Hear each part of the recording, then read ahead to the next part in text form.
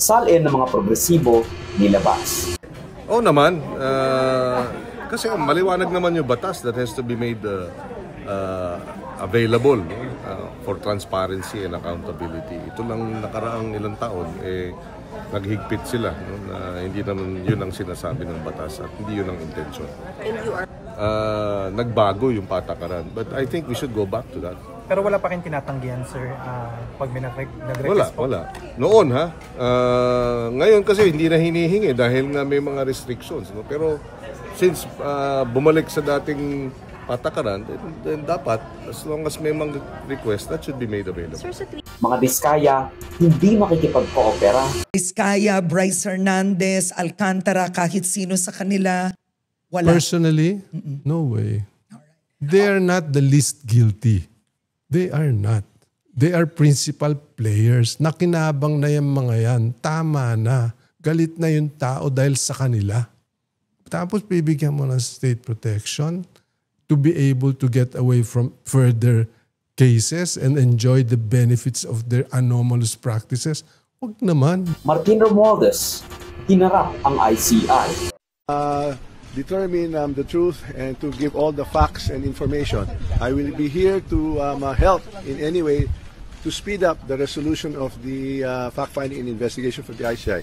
Thank you very much. Kumusta? Angeles for Joseph and will continue sa worthy recap with edition number 126. We have thus covered since last week's circumstances provided if it piques your interest. Mga Diskaya, tikong na, Romualdez, bumisita sa ICI. Determine the truth and to give all the facts and information. I will be here to help in any way to speed up the resolution of the fact-finding and investigation for the ICI. Thank you very much. Ayan na nga, umattend na si Notorious B.I.G. dating House Speaker Martin Tambalos Los Romualdez, complete with his hearty smile and carefree attitude despite numerous corruption accusations na ibinabato sa kanya. Okay, sabay! Yay! Yay! Matatanda ang bukang bibig na ang pangalan ni dating House Speaker Martin Romualdez sa lahat ng paratang ni VP Sara Duterte, alleging him and Zaldico siphoning off of the DepEd budget. Ang budget ng Pilipinas ay hawak lang ng dalawang tao. Hawak lang siya ni Congressman Zaldico at ni Congressman Martin Romualdez. Yan ang katotohanan. So maiintindihan niyo, 'di ba? Bakit pa tayo magbo-budget hearing para sa Office of the Vice President? Dalawang tao lang naman ang nasusunod sa budget ng bayan natin. To the most recent one, where Romualdez and Zaldico was name-dropped by the Diskayas among other officials at apparently some supposed whistleblower, or at the very least, nagagamit ang kanyang pangalan. Sinasabi nila na, in the name of the House Speaker's office, kailangan mong maglagay ng datong. Kailangan mong maglagay ng porsyento para kay Speaker. Karamihan sa mga kawani ng DPWH na nabanggit sa itaas ay paulit-ulit na binabanggit ang delivery ng pera ay para sa kay Zaldico na dapat at least 25%.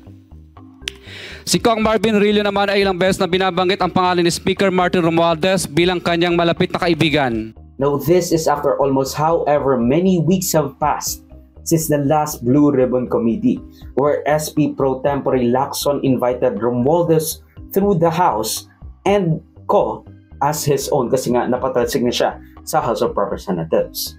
By the way, mukhang babalik na naman si Senate President Pro Tempore Ping Lacson as the Blue Ribbon Chairperson. We had a series of talks and practically naramdaman niya na mga kasama namin at ang publiko mismo ay alam na meron siyang mga naiwan na dapat ituloy na unfinished business sa Blue Ribbon. So by November 10 we will re-elect or ask Senator Lacson to retake.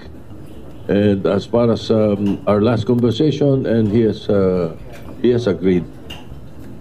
Alam niyang kailangan na.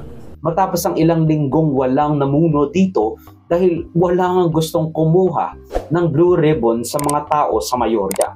So, kanina ba mapupunta yun? Of course, kay Lacson. Una-una, papasalamat ako sa Tiwala for considering me for such a very important committee, lalo Blue Ribbon. No? Kaya lang, alam ko limitasyon ko, mas marami ang tingin kong mas may kakayanan ang mag-lead ng... There are netizens pitching, why not Senator Risa Ontiveros? I mean, not to take anything away from Senator Ping Lacson, of course, but was that a factor in the decision making? Yes, indeed. We asked her. I think you better ask her why. We asked if she was interested. And she herself said, no, I prefer Senator Lacson. Well, interesting. Pero ngayong ICI na ang nag-hearing at ayon pa sa isang interview na ginawa ni former DPWH Secretary and member of the ICI Rogelio Singson na hindi rin siya pabor na gawing state witness ang mga Diskaya dahil hindi sila ang most guilty. Diskaya, Bryce Hernandez, Alcantara, kahit sino sa kanila, wala. Personally, no way. They are not the least guilty.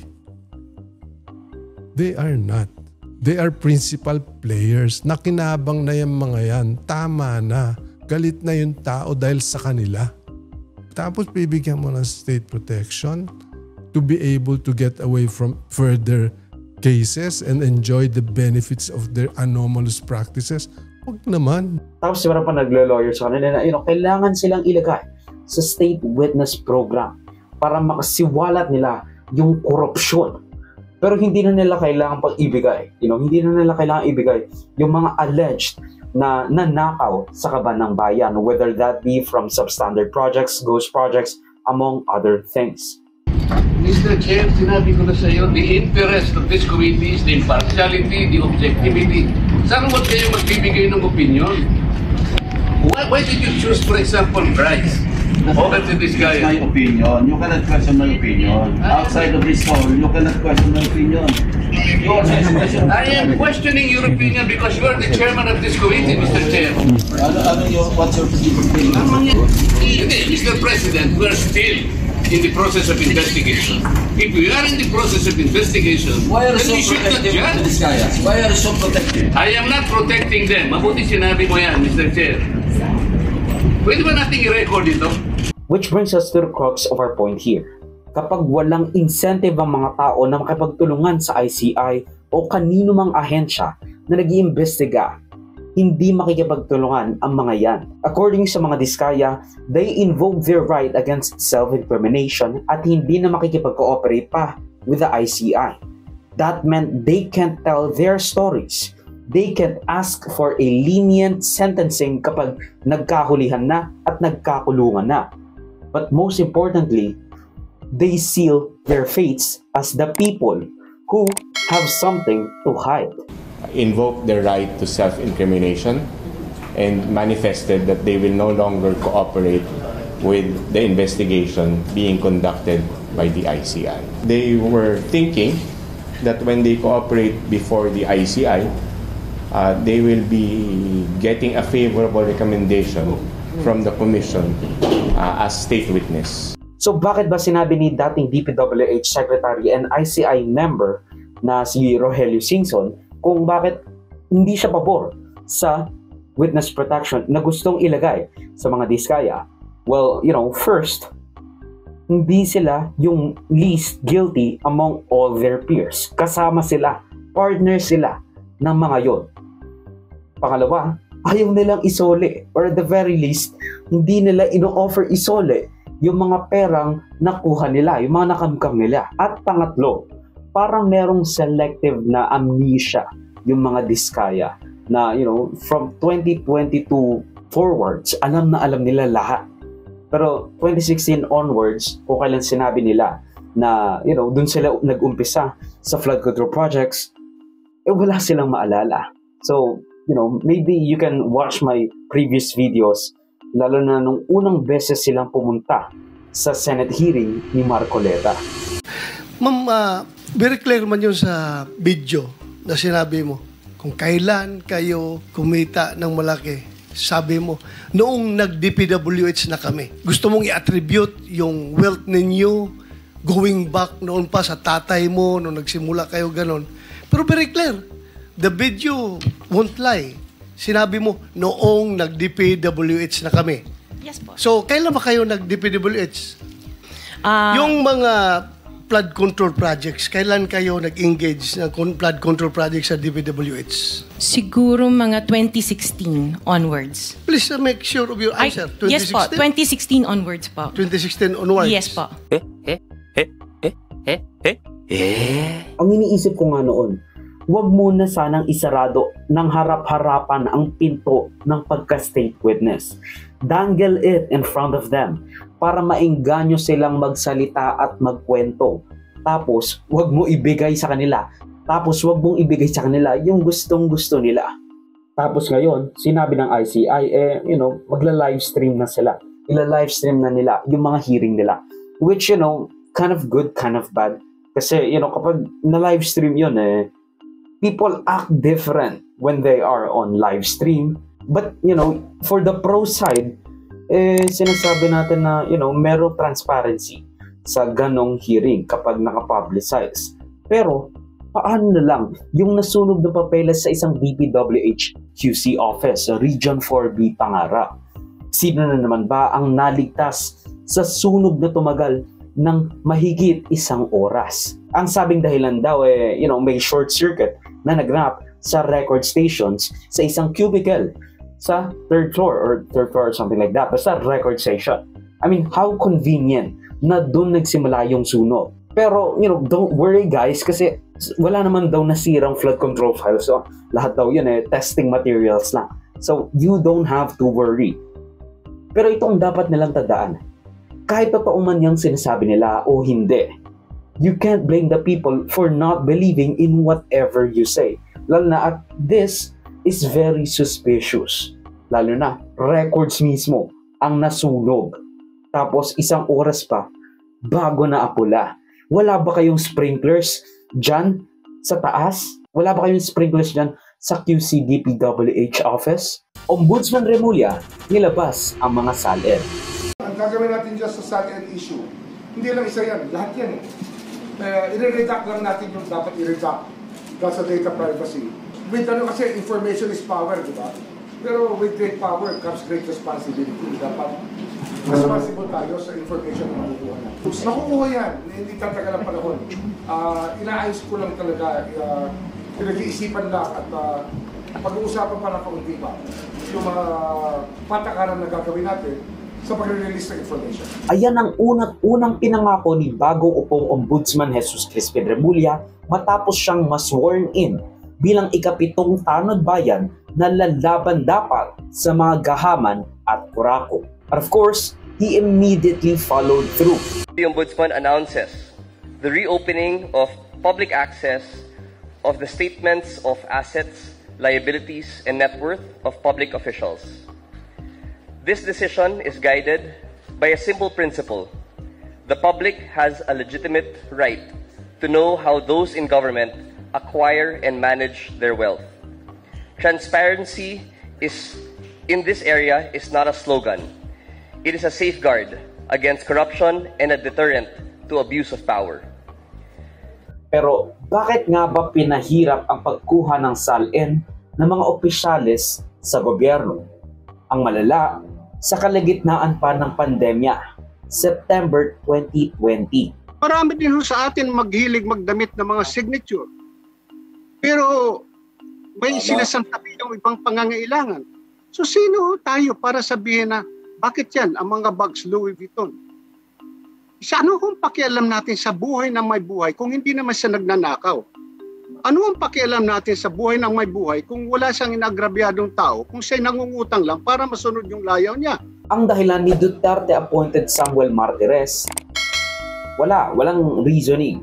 Ginawa niya lang kasi madalas na ginagamit raw ang SALN for lifestyle checks and according to Martires, hindi naman porke mayaman corrupt na agad.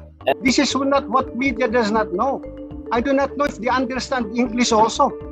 I am sorry to say this, but the provisions of 6713 is very clear. Napakaliwanag, only for publication. Walang komentaryo. Pero hindi ba helpful na info yun? Para malaman kung align ba ang net worth sa sahod nila. Baka mamaya ang sahod lang nila is 200,000 a month, tapos bilyonaryo sila, tapos wala silang sasabihin businesses and stuff like that. So napakalaking indicator ng alignment sa tunay na lifestyle na dapat nilang makamit kung makukuha yung SALN, para malaman kung align ba ang net worth nila sa sahod nila. Ano yung mga sources ng income nila? Naggamit ba ng posisyon para paboran ang mga kumpanyang meron silang conflict of interest? Isama mo pa yung proposal niya to penalize commentaries regarding SALN. Isang kabulastugan. Also, freedom of expression, freedom of speech. Gusto mong tanggalin yan kasi, nakakuha na yung tao ng SALN and pwede nilang lagyan ng komentaryo o kaya na may ibalita yung SALN, yung laman ng SALN nila. Hindi dapat yan kinikriminalize yung mga mayayaman at more than komportable ang pamumuhay habang ang sambayan ng Pilipino ay hindi makasurvive sa kasagsagan ng pandemya. And yes, of course, the reporters or the people who will report on those SALN will contrast that sa mga pamumuhay ng tao, lalo na yung mga hirap sa buhay-buhay, hirap sa day-to-day ng pandemya. Yung mga hindi makatanggap ng nararapat sa kanilang mga ayuda. What I am proposing is to make stringent penalties that anyone who makes a comment on the SALN of a particular government official and employee must likewise be liable for at least an imprisonment of not less than 5 years. No more, no less. Now, hindi lang yun katangahan. It is blatantly out of touch. Bakit? May pinoprotektahan ba? Si Trillanes nga, siya na nagsabi na kaya siya nag-file ng kaso kanila Duterte at Go ay dahil wala na yung protector nila sa ombudsman. Na-expire na yung 7 years na termino niya. I am very sure with the new ombudsman, meron magpa-file ng mga kaso against Sara Duterte kasi wala na yung protector nila eh. Uusad yung kaso. Things are different now. Kaya doon nagpapanik ito si Bongo kasi wala na. Kanino siya ngayon sisilong? Di ba? They had their heyday noong 2016 to 2022 hanggang umabot nga this year kasi umabot si Martires until July or August this year. Pero that's over now. They are vulnerable and pwede na nating ma-pursue yung accountability sa mga taong ito. Pero yun na nga, after so long of a tangent, lalo na sa mga kabulastugan, or at least what I think is kabulastugan ni dating Ombudsman Samuel Martires, pinangunahan ng Makabayan Bloc ang paglalabas ng kanilang SALN with ACT Teachers Party List Representative Antonio Tino garnering 10.9 million pesos net worth. Gabriela Representative Sara Ilago, 1 million pesos. At Kabataan Party List Representative Rene Co, 280,000 pesos. Actually, parang parehas kami ng net worth ni Madam Rene. Nalaman na rin din natin, or at least what I think so, na nakatira pa rin siya sa kanyang mga magulang. Very representative of the youth sa Pilipinas, na edukado ka, na may trabaho ka, pero hindi ka makabuod, di ba? And that's all, culture plays a part on it, pero syempre, marami ang gustong bumukod sa kanilang pamilya just to have an independent, separate second place where it is just them, to find autonomy sa kanilang mga buhay. Pero of course, the economy is fucking us over. Nag-release rin ng mga SALN ang mga Akbayan representatives at senator, with Senator Risa Ontiveros 18.9 million pesos. Akbayan Representatives Chal Jokno 13.1 million pesos. Dada Ismula 3.2 million pesos. Percy Sandanya 1 million pesos. At Mamayang Liberal Representative Laila De Lima 10.7 million pesos. Sumunod rin ang ilang mga senador sa pag-release ng kanilang mga SALN tulad ni na Senator Robin Hood Padilla, 244 million pesos. Kasama na ang kanyang 6 na kamag-anak na nasa gobyerno. Senate President Tito Soto with 188 million pesos. Kasama ang 8 kamag-anak sa gobyerno. Senator Sherwin Gatchalian, 89 million pesos kasama ang 2 kamag-anak sa gobyerno at the buzzer beater as of writing ng script at shooting the video. Senator Kiko Pangilinan, 26.7 million pesos with no relatives sa gobyerno. Isama mo pa si House Speaker Bogie D na nagdeklara ng 74 million pesos kasama ang 16 na kamag-anak sa gobyerno. Grabe talaga ang mga ito sa pagdiin ng dynasty, sa political dynasty. Napakagahaman sa pwesto. Pero, all of that can be excused.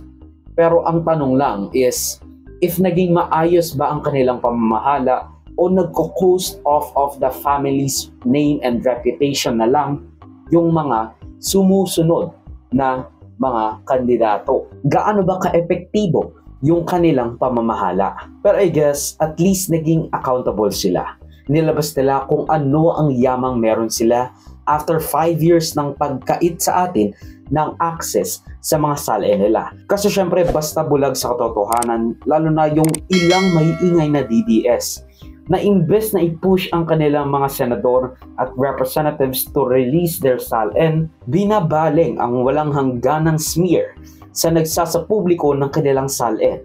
Yung most likely, walang tinatago kasi nga, nilabas agad nila yung SALN nila, no questions asked. At yan ang pagdarbos ng News Worthy Recap Weekly Edition for roughly the 4th week of October 2023. Mag-suggest more topics and or corrections to the balitas if you feel I'm represented in any way. Salamat sa manood mga kapag-inform me. Let's use more flamings sa socials and for Joseph that will be linked down below.